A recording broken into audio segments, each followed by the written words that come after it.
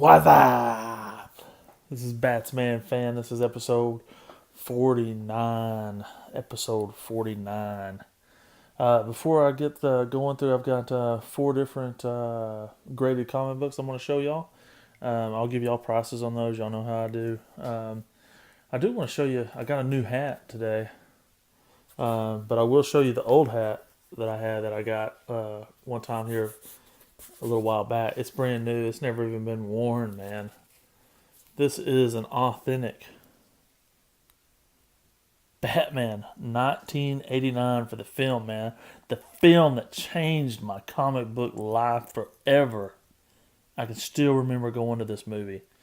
I know what theater we were at. I can remember driving up to it. I can remember the opening scene. It's just, this movie for me was what done it. I had the Secret Wars toys and the Superpowers toys that I really liked before this movie came out in '89. But this was the first movie that I can remember watching and it being just like, wow, Batman is the guy for me. He is a superhero for me. I just thought it was awesome. This is, folks, this is straight '80s right here, man. You can't fake that. Look at that. Never even been worn. Whew. Man, I might be able to get a cool dollar or two for that. Look at that. That's what I'm talking about. So this is the hat I got tonight. It's not that much different, really. See if I can get both those in there. So not too much difference. Not too much different. I do like the. I've really been. It's really hard to find a Batman hat that it looks like you should be wearing if you're 30 something years old. They have cool ones that are the flat bills and all that for like the kids and whatnot. But this one is at least a nice hat that doesn't look cheap. Not to me. It's what I call the aerodynamic hat. It is a snapback though. Not crazy about snapbacks, but I'd rather have been a fitted hat. But I've got a huge head, and so it's really hard for me to wear a fitted cap that's not like a professionally sized one, if you will. I say professionally, but it gives you more options than just like medium large or large XL. So glad to finally have found me the traditional looking 1989-esque Batman hat. And it's black, so it matches with everything. So be styling and profiling. Okay, let's get down to the comics. This is Avengers number 71. It got a fine plus 6.5 grade from PGX World. The reason that this is a key comic is it's the very first appearance of the Invaders. Really cool comic. Really glad to add this one. I've got the king size Invaders. That's a really cool cover. And then I also have, there we go. That's a little bit better light right there. I've also got Invaders number 1. That's CGC.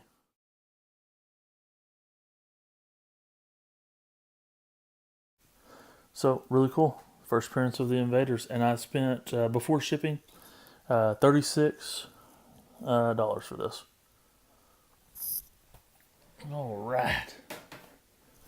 The next one, Amazing Spider-Man number 56. This is the first appearance of Captain George Stacy, and it also has a Doc Ock appearance in it. I spent less than $40 for this one. It's in a pretty good grade. I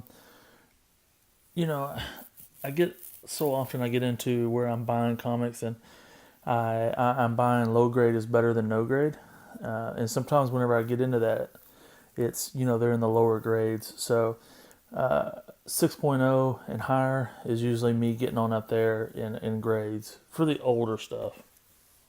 So 6.0, I'm not sure if anything else big happens on this. I know that this is a very popular cover though. Really cool cover. So for less than $40, I think that's a pretty good deal. Ooh, this next one, I have hunted for this one for a while. And this one is in what I would consider a very good grade too. This is a really, really high grade for me. especially for a comic from 1968. It pulled an 8.5.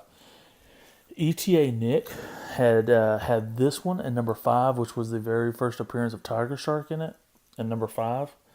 But he was talking about these comics just last week. But man, this cover to me just speaks volumes. You have right here on the cover, I mean, you have this gigantic power struggle that you can see, and it's just a beautiful, beautiful cover. This cover was done by John Buscema, and it's a Roy Thomas story. And then Dan Atkins and John Buscema did the art as well. It was really just a beautiful color. You have the reds, oranges, the black, and then you have Namor. Just really, really cool. Sometimes I call him Submariner, sometimes I call him Namor. But I bought this one strictly for cover. It is just a beautiful looking cover, in my opinion. And I spent less than $50 on it before shipping. And I would say on this one and the Spider-Man, I think shipping was like $14, so add another $7 to each one.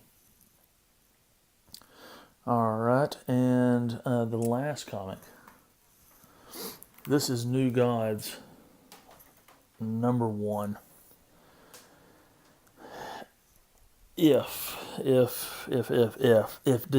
DC goes the route, this is a speculative comic for me. If DC goes the route that I think they may, and that's going down the path of the dark side, this comic will blow up, I believe. Okay. The reason I believe that this is the first appearance of Orion. It's first appearance of Light Ray, Metron, Highfather, and Calibok. Orion, I could be wrong on this, I need to do some more research, but Orion is the son of Darkseid. But at birth, as a peace agreement between his planet, Darkseid's planet, and his brother's planet, they swapped their sons at a very young age. And Orion, which is actually Darkseid's son, was raised by the good brother. So he's a superhero. This was it's a Jack Kirby story and cover, and Vince Coletta also did the art on this. But this is all Jack Kirby. It's just a really, really cool cover. I've been after this for a while, and I don't want to sound too excited, but I've got my episode number 50. You'll see this comic again, and you're going to see one other comic. And for me, it's a milestone. It's a milestone episode for me, but it's also a milestone epic grab for me. And I don't think I'm blowing that out of proportion either. I think that is it's a really, really key grab for me. I paid for this less than $50, and it would have been like $7 for shipping as well. For a 6.0 grade, it really displays beautiful. And I cannot stress it. This is only the 4th appearance of Darkseid in this comic, so it's very early in Darkseid's history as well. So I cannot stress enough, folks, that for speculative purposes only, and this may take a few years to get up and running, but if DC goes the route that Marvel has, where they're getting into these outer universes and galaxies and stuff like that, to where we have Thanos, I equate, in my mind, Darkseid to being on equal with Thanos. So if they do go that route, this will be a very, very key comic. And we're already seeing that the Justice League right now, they're in the part 8 of the Darkseid War. So it is not out of the realm of possibility that this character and these first appearances, because they could become very, very key and very, very sought after. If you have a different opinion of that, please feel free to let me know. That's just my trying to see down the future and see where this could go. especially if DC does decide to expand their proverbial universe, if you will. So, I can't wait for episode 50. Anyways, I'm going to come right back here in just a second. I'm going to show you a figure that I got, a statue, and just show you. I think it's really cool for what it is. So give me just a minute. I'll be right back. Okay, this is. I bought this solely for the statue in there, but it's a DC Universe Online, and this was originally would have been for like the PS3 and I think the Xbox 360. But it's got this really cool, what I believe is really cool, statue in here. I just really like, and I'm not going to take this out yet until we get all moved and everything, but I just really like how the cape looks like the wind's just blowing it straight back. And it's on the gargoyle head. So, I hate to take it out right now before I get moved. Just really cool. And that's pretty cool, man. And I spent $25 for this shipped. So really, really cool in my opinion.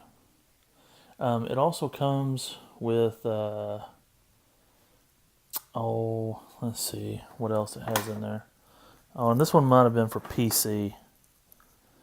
Let's see. It's got this other little case deal in there.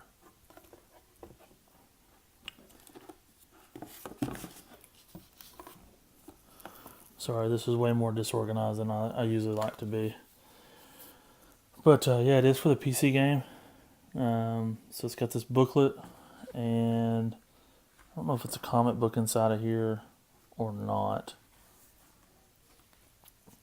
Let's see.